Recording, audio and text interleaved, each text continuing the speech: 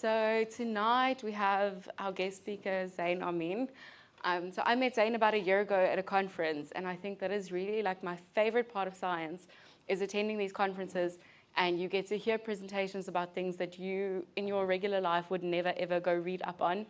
And when I heard Zain speak, it awakened a love for eels, which I never in my life thought I would have. So I really hope that you guys enjoy tonight's presentation. I hope that by the end of the night we're going to have a few more eel lovers.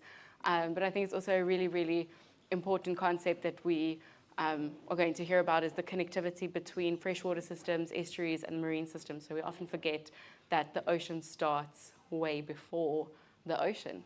So thank you so much, Zain, for being here.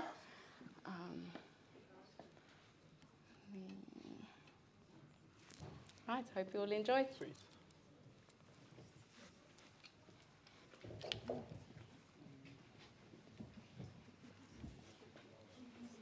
All right. Hi, everyone. Good evening. My name is Zain Armien. Just briefly, a little bit about myself. I'm originally from Cape Town, so obviously growing up with two oceans on either side of me, it has influenced both my hobbies and my chosen career path. I began my tertiary education at Stellenbosch University, studying a BSc in Biodiversity and Ecology. Thereafter, I went and did my honours and masters at UKZN in Aquatic Biology and Ecology. And after completing my MSc in 2025, I moved back home to the Western Cape, where I'm now pursuing my PhD in zoology through the University of Pretoria's Whale Unit in Hermanus, led by Professor Els Vermeulen, with the focus of my PhD being on the foraging and migratory behaviour of southern right whales across the Southern Ocean. So this evening, I'll be talking about the research which I conducted during my MSc, which focused on the importance of aquatic connectivity. And I'll be presenting two papers, which are being prepared for peer-reviewed scientific journals and should hopefully be out by the end of this year. So the first paper that I'll be presenting is titled Evaluating the Cues in Eel Recruitment into Estuaries along the East Coast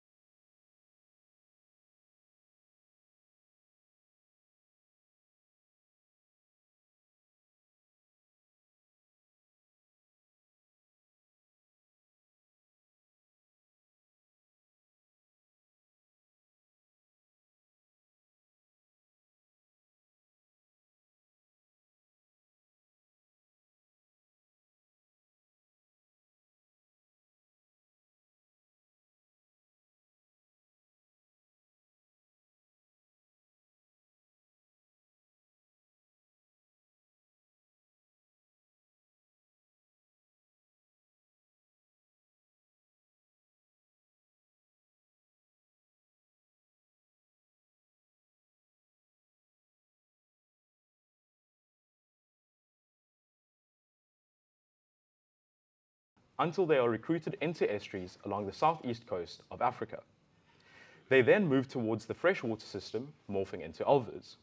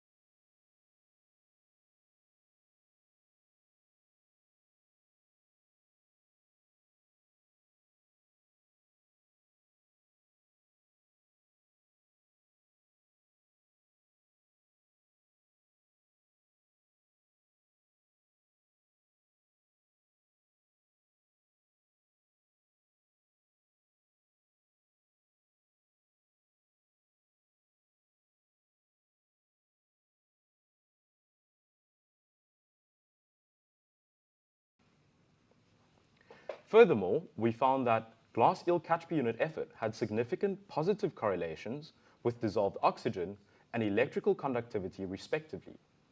However, we found no significance between glass eel catch per unit effort, substrate, cover features, or ecohydraulics. Furthermore, we found that glass eel catch per unit effort had significant positive correlations with the tidal influence, with the majority of glass eels being recorded during high tide periods. In terms of the significant relationships found, they are consistent with previous studies conducted on eels in the Northern Hemisphere.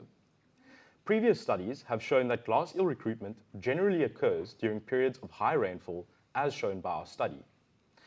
It has also been shown that glass eel recruitment takes place during moon phases with low levels of light intensity, which supports our findings. This is due to a number of reasons, such as A, glass eels being photophobic and thus prefer traveling when it is darker, and B, glass eels using the moon for orientation. However, this is not done by sight, but rather through the utilization of the gravitational and electrical flux forces produced by the moon. In terms of the positive correlations with increased dissolved oxygen, previous studies support our findings, where they have found that recruitment increased when dissolved oxygen was greater than 70 milligrams per liter. With regards to the significant relationships found between glass eels and electrical conductivity, our findings are supported by previous studies which found that the two are proportional to one another, in this case related to the nutrients present in the water. Additionally, our findings that whether the mouth was opened or closed, not being significant, was skewed by the fact that the estuary remained open after the eels had stopped recruiting once the rains had ended. Our findings of the tidal influence being significant is supported by previous studies conducted in the Northern Hemisphere in that glass eels prefer recruiting during high tide. Additionally, tides and moon phases are closely related. In this case, the significance lies with the new moon phase, which we found to be significant, bringing about the spring tide, which evidently creates the greatest high tides. We recorded one anguillid eel in the Mkomazi. This was in the yellow eel life cycle stage, indicating that glass eels have been recruited into this estuary in the past. By comparing the data between the Tugela and the Mkomazi, we found that when glass eels began recruiting into the Tugela during January, the Mkomazi was still closed due to sediment deposition. These findings, in part, explain why, during the course of the study, no glass eels were recorded in the Mkomazi. No anguillid eel species were recorded at the Mtamvuna estuary. When we compared the data with the Tugela, where glass eels had been caught, we found that the Mtamvuna estuary was only open for 3 of the 8-month sampling period. Importantly, the periods during which the mouth of the Mtamvuna was open never coincided with when recruitment took place in the Tugela during the heavy rains. In conclusion, our study highlighted a number of cues important to eel recruitment along the southeast coast of KwaZulu-Natal. We suggest that for estuaries like the Mkomazi and the Mtamvuna, that management practices be employed to maintain the natural constant marine estuarine connectivity to ensure the continued presence of anguillid eel species in the system. Lastly, we suggest that additional studies be conducted on these anguillid eel species to fill existing knowledge gaps so that we may effectively protect and conserve these invaluable species. I would like to acknowledge the following organizations and people for their support and assistance during the course of this study.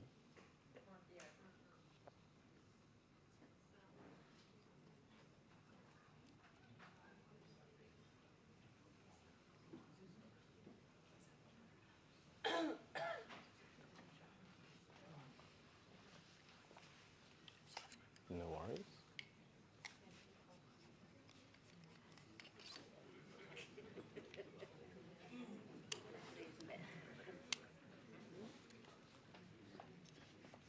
Take a sip of water. Sorry. No, it's all good.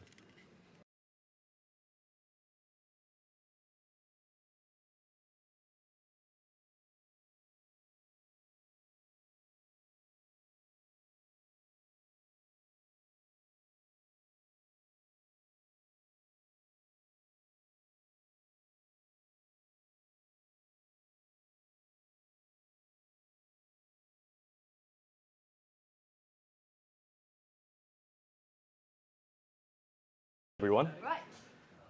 Okay, so the second paper, which I'll be presenting, continues the journey taken by these eels as they move from the estuary into freshwater systems and is titled The Impact of Anthropogenic Barriers on Fish Communities and African Freshwater Eels on the Mkomazi River in South Africa. As populations grow, there's an ever-growing need for access to freshwater, whether it be for consumption or the irrigation of crops. This results in the construction of structures such as weirs, dams, and even power stations, which cut off entire sections of freshwater systems in order to store water. In most cases, these barriers create obstructions within aquatic systems, which hinders the movement of organisms inhabiting the water systems in question. Importantly, barriers are not only constructed within freshwater systems.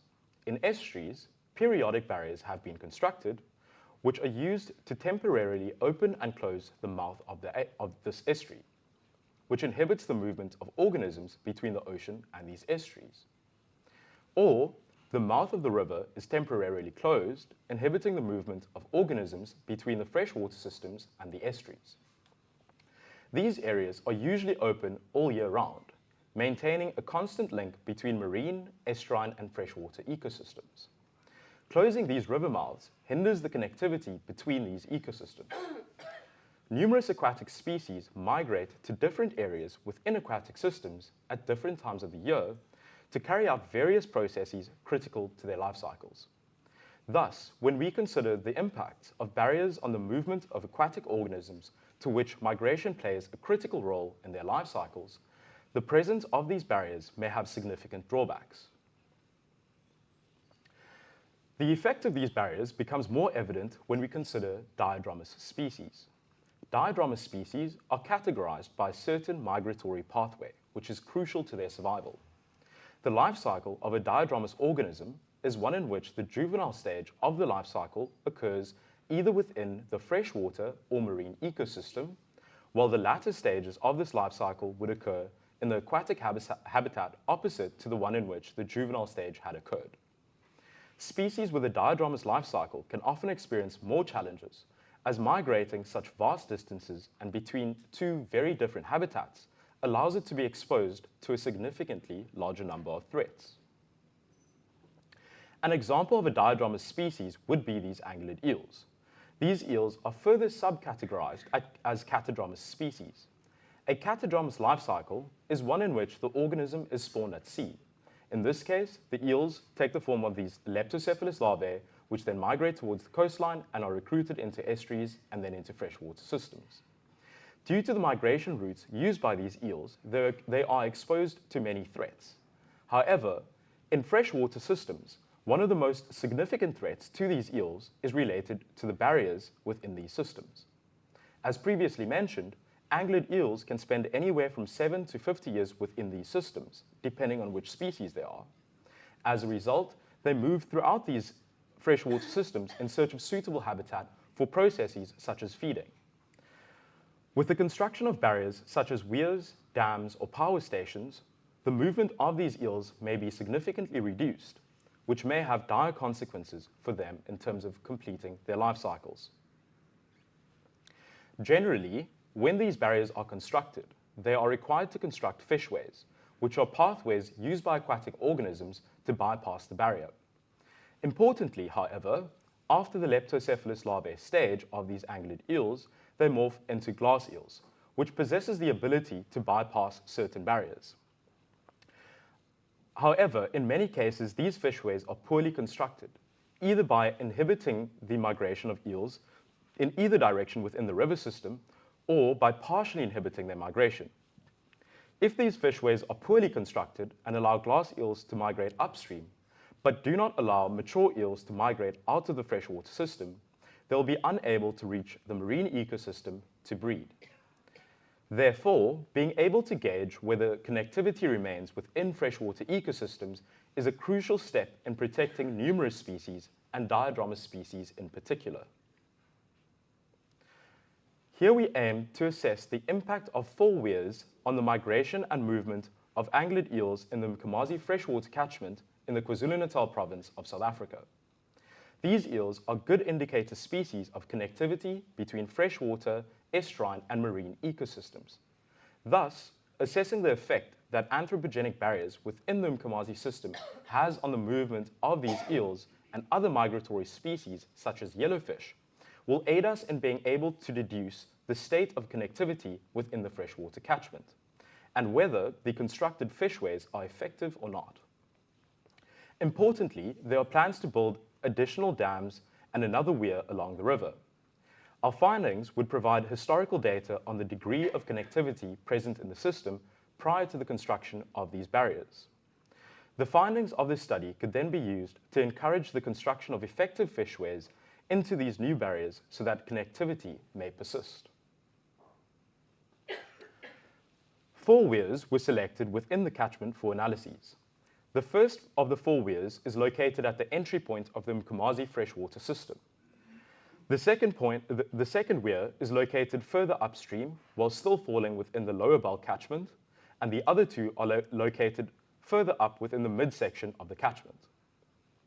We have also selected 5 additional data collection sites which are in the upper catchment area, which allowed us to gauge how effective the fishways of the selected barriers are. These barriers were chosen as it would allow us to assess the movement of these eels while they are still in their juvenile stages in the lower catchment, as well as what their movement is like and how it is affected when they have progressed to later, larger stages of their life cycles. The data collection took place in the high and low flow seasons. In relation to the selected barriers, we conducted sampling above and below each barrier. Thus, we selected sample sites in these areas. At each sample site, we selected 10 biotopes for sampling, each biotope representing an individual effort. Within each biotope, we used an electroshocker to shock the water, which in turn would momentarily stun the organisms present in that biotope for a short period of time, inhibiting their movement and their ability to swim, resulting in them floating to the surface and allowing us to scoop them up with a net. Once we had caught the eels and fish in a biotope, they were placed into a bucket for us to record their abundances, species richness, and measurements. Thereafter, we recorded the habitat data at 5 random locations within each biotope, as well as the water quality. The habitat data which we collected was the depth at that point, the flow of the water, the cover features present, and the substrate types. The cover feature types which we looked at were rock crevices, instream vegetation, wood debris, roots, undercut banks, and overhanging vegetation. The substrate which we looked at was mud, gravel, cobbles, boulders, and bedrock. The water quality was collected using a Hariba water quality meter, and the measurements which we collected was the temperature, the pH, total dissolved solids, the electrical conductivity, the amount of dissolved oxygen, and the salinity. Throughout the course of the data collection period, a total of 405 individuals were recorded and measured, with the majority of individuals being caught during the low flow seasons. During the high flow seasons, eels had been caught below all of the selected barriers and above all of the selected barriers, which is an indication that a degree of connectivity still exists within the system, in that the eels may have been able to bypass these barriers and migrate upriver. The eels caught were all either in the ulva or yellow eel life cycle stages. A total of 15 eels were caught throughout the sampling period, with 12 of the eels being caught during the high flow season and 3 being caught during the low flow season. During the high flow season, the first eel was caught below the first barrier, the second eel being caught between the second and third barrier, while the other 10 eels were caught further upriver above all of these selected barriers. During the low flow season, 2 eels were caught between barriers 2 and 3, while the other individual was caught above all of these selected barriers. In terms of the yellowfish, individuals had been caught at all sample sites besides the 4th site, at which no individuals were caught. And the last 2 data collection sites, which are situated very close to the border with Lesotho, with the last 2 sites only having either trout or the Natal mountain catfish present. Our analysis suggests that a degree of connectivity exists between the existing in-stream barriers. However, there exists a significant degree of unevenness within the system. due to certain species possessing the ability to bypass the barriers while others do not. It is important to note that due to the lengthy lifespan of these eels, that the eels recorded may have entered the system prior to the construction of the barriers which we assessed. However, during the high flow periods, these systems tend to flood, and the water breaching over the barriers, it may temporarily reinstate a degree of connectivity between the sections of the river fragmented by these barriers. These findings suggest that the existing instream barriers should be fitted with suitable fish weirs that would allow all species present to move freely throughout the system during both the high and low flow periods, and to either maintain or improve the existing level of connectivity. Additionally, it seems that with the addition of the proposed weirs and dams to the river system, that they would have adverse effects on the connectivity of the system. Therefore, we hope that the findings of this study will provide some encouragement to mitigate unnecessary barriers to be constructed within the system. And where barriers will be built nonetheless, that they have effective and suitable fishways constructed within them. Again, I would like to thank the following people and organizations for their assistance and support during the course of this study. Other studies have highlighted challenges faced by this genus of eels globally. Therefore, it is clear that these eels are in dire need of adequate protection and conservation. According to the IUCN, of the 19 anguillid eel species found globally, 1 is categorized as critically endangered, 3 as endangered, 2 as vulnerable, 4 as near threatened, 2 as least concern, and the remaining 7 as data deficient. Those categorized as critically endangered or endangered have declined primarily because of overharvesting and exploitation of the species. A number of species are now protected in many countries in the Northern Hemisphere. At present, the illegal trade on European eels alone amounts to roughly $3 billion a year. They are regarded as a delicacy in many countries which had led to their exploitation. Currently, the African anguillid eels are not listed as protected species in South Africa, which leaves them to be even more vulnerable to exploitation. Furthermore, the state of contemporary populations of the African species is unknown, highlighting an additional area in need of research. Some reports have indicated that due to growing pressures on the illegal trade in the Northern Hemisphere, there's been a shift to harvest these eels in the Southern Hemisphere instead.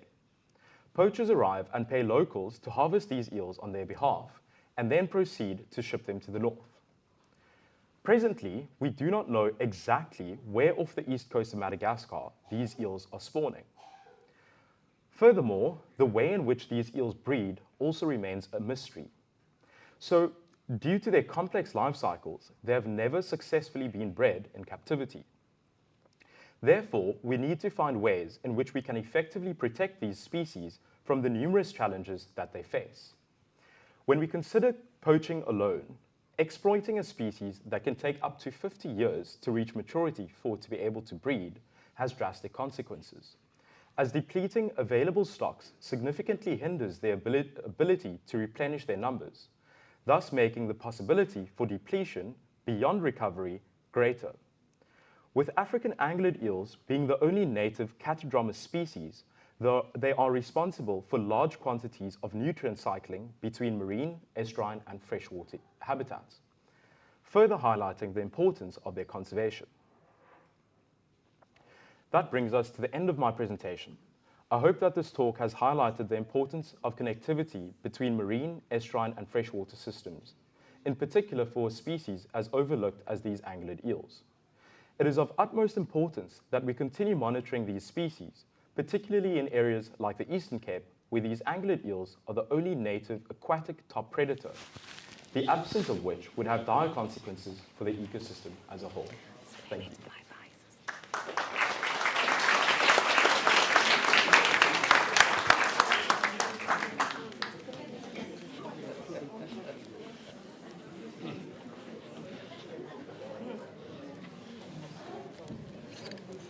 Right, thank you so much, Zain. I hope you guys all enjoyed that. If you have any questions, please do let me know and I can bring the mic over to you, do a bit of an up and down between you and Zain. Yeah, so the floor is open.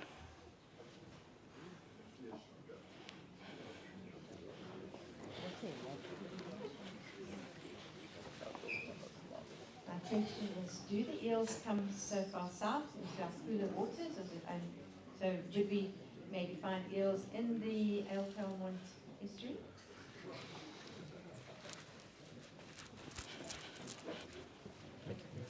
Thank you for your question. So it depends, right, on a number of factors. So these eels, currently we believe that the way in which they recruit into an estuary is dependent on chemical markers left behind by their predecessors. Because once these eels go back to spawn and breed, they die. So the young eels aren't following, their parents back to the estuaries that they came from. So it's basically dependent on chemical markers that may have been left by the previous eels present in that system. So if that system never had eels in it, you won't find those eels going back up in it. I do know that in George there are a couple river systems that have these eels in them. And there are a couple weirs on, I can't get to the name of this river system in George, where there are actually eels sitting underneath this barrier. And now people go hiking near this river system and they actually hand feed these eels. But unfortunately, these eels will never make it back to the ocean because of these barriers. So, yeah. Great, thank you. Any other questions? What would you say is the biggest thing people underestimate about the interconnectivity between freshwater and the ocean ecosystem? Please repeat that. So she asked, what is the biggest thing that people underestimate about the connectivity between these ecosystems in question? So if you take these eels as an example, right? As I mentioned previously, they are important in terms of cycling nutrients from freshwater systems. So when they eat freshwater organisms, whether it be crabs, fish, and anything else that lives in these freshwater systems, they carry those nutrients within their bodies as they move back out into the estuary and then the ocean. And that is one of the only forms of nutrient cycling between these systems. So it is very crucial that we have this sort of nutrient cycling continuing so that these organisms that end up feeding on them may persist as well. So wherever these eels are spawning, people do believe that it is on the Mascarene Trench, which once again is a really big piece of the ocean on the east coast of Madagascar. Once these eels die, there are other organisms that feed on them, on their carcasses and things like that. And once again, they are reliant on the nutrients that those eels have brought from the freshwater and estuarine systems.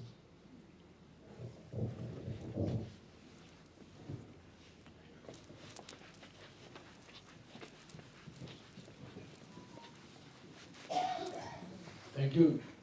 I noticed that you shared 3 major rivers in Natal, but you didn't do Matuba, which has got a big estuary all the way up there. Is there any reason?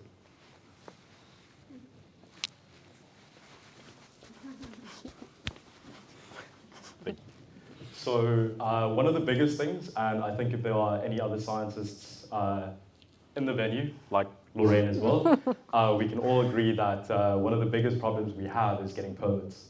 So getting the permits to actually do these assessments in these systems is one of our biggest headaches. So these systems were systems that were worked on previously by the lab that I was part of, and we were able to get hold of those permits more easier. Once again, this was part of an MSc study, so we had 2 years. Sometimes you can wait for permits for longer than that. So it all depends on what we have available to us. But yeah, this study was, it's broad. It's so that we can use this as a means to push that, we have these measures put in place for all of these systems, particularly systems where we know that these eels are. So, yeah.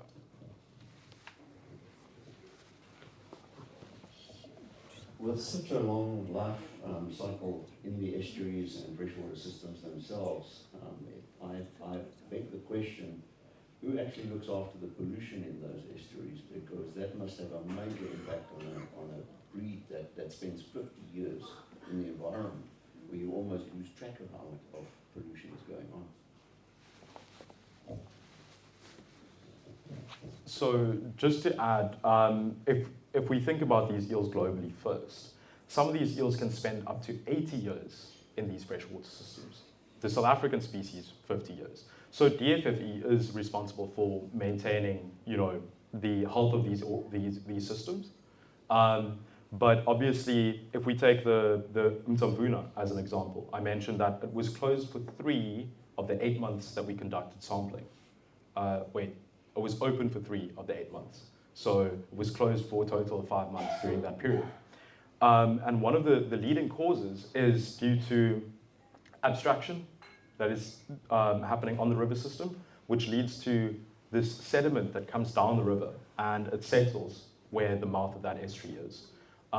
So yes, we do need a lot of intervention in these systems and better protection for these systems as a whole. Because if you can maintain the health of these ecosystems, you will inevitably, be maintaining the health of the organisms in those systems as well. Yeah. All right, thank you. Any more questions? Okay, so thank you so much, Zain. To say thank you, please do a small little gift from us. Yeah, thank you. Can we all give him a massive round?